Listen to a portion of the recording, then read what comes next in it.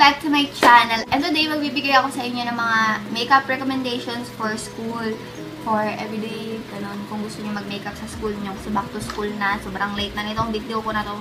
Kung gusto niyo mag-BB cream or foundation, I suggest itong BB Holic na BB cream. Okay, nag-dark na naman yung mukha ko. Shing! Shing! Shing! Shing! So, ito nga ang BB Holic na BB cream. Ayan, o. Dyan ka na. Yan. Yon. 24.50 lang to sa... Kung saan sa... Sabog naman ako.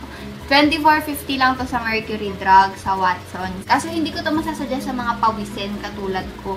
Kasi yung mga cream na ganito, mga BB cream ganyan, naguhula siya sa akin pag pinagpawisan ako. Natutunaw dito, nakakainis. So, pag nag-foundation ako sa school, talaga yung foundation talaga yung Maybelline Cream Satin Skin. Yung mga foundation talaga pak na hindi madaling matanggal pag pinagpawisan. So, sa concealer, ang masasuggest ko is itong Sansan HD Concealer and available to sa mga HBC branches nationwide. Alam ko na sa ano to, 100 to 150 pesos.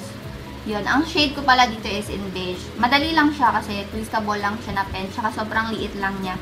Kasyang-kasya sa pencil case mo dahil. Powder naman, ang masasuggest ko na meron ako dito is itong Everbilena na powder.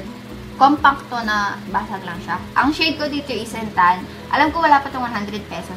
Pwede rin naman yung Nichido na sinasuggest ni Michelle D, yung color blue na 100 pesos. Meron ganun yung mga friends ko. Hindi ko lang binibili kasi marami naman akong powder dito. Parang ano pang sense, ipapakita ko lang sa video, yun lang yun. Hindi ko naman siya magagamit talaga everyday kasi dami ko ng powders. For the kilay, meron akong dalawang suggestion. Kaso pencil to. Ito kasi yung mga under 100 pesos lang. Itong Nichido na eye pencil in dark brown and 60 pesos lang to. Ayan, ganyan itsura niya. Meron siya ganito. Silver. Meron siyang ganyan. Gusto ko dito kasi itong brush niya. Kasi mura na nga siya. So, may kasama pa siyang brush. Lucis Vanity Auto Eyebrow Pencil. 80 lang ata to. Kaso mahirap kasi maghanap ng ganito. Mahirap paghanap ng kiosk ng Lucis Vanity. So, ito, na-tsempuhan ko lang to sa Pure Gold QI. Malapit sa amin. Kung gusto nyo naman ng eyebrow powder, ang masasuggest ko is itong Everbilena na eyebrow kit. 199 pesos to. Medyo mahal. Pero worth it na. Ilang sem ko na rin to ginagamit. Isang taon na to sa akin. Ayan. Ito lang yung ginagamit kong shade dyan. Ito lang.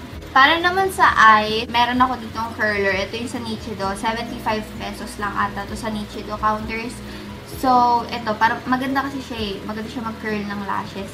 Andaling mag-curl kasi gamit ito. So, for the mascara, ito namang Maybelline na Hyper Curl. 199 to. Pero nagsisale siya ng 149. So, doon yung siya bilhin pag sale.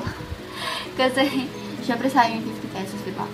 So, ang maganda kasi dito, buong araw siya nandyan talaga sa lashes mo. Kaso, ang pangit lang siya. Ang pangit lang sa kanya, clumpy siya pag nilagay, lalo na pag marami ng coats. So, pag ganon, I suggest na kuha kayo ng spoolie para i-brush out o lumang mascara, na kahit anong mascara. Basta linisin nyo lang. Tapos, i-brush nyo lang siya dyan sa lashes. For the cheeks at saka sa lips, mas gusto ko gumamit ng lip tint kasi para, you know, dual purpose siya, para fresh talaga yung look. So, ito, ginamit ko ngayon, itong Everbilena na lip and cheek stain. 150 pesos to. Pero alam ko meron na silang mas maliit nito yung 120 something. Ito yung madaling bilhin na masasuggest ko. Pero may mga suggestion din ako sa description box kung gusto niyo bumili sa mga online shop. Disclaimer, hindi ko lahat ito ginagamit for school talaga. Ito lang yung mga suggestions ko if ever na gusto nyo mag-try na mag-BB cream, mag-powder, mag-mascara, ganun. Pero hindi ko lahat ito ginagawa for everyday. So yun lang guys, thank you so much for watching and don't forget to subscribe for more kalakuhan kagagahan from me. And to be a part of our Lucarettes family. Yun lang guys, thank you so much for watching and I'll see you in my next video. Bye!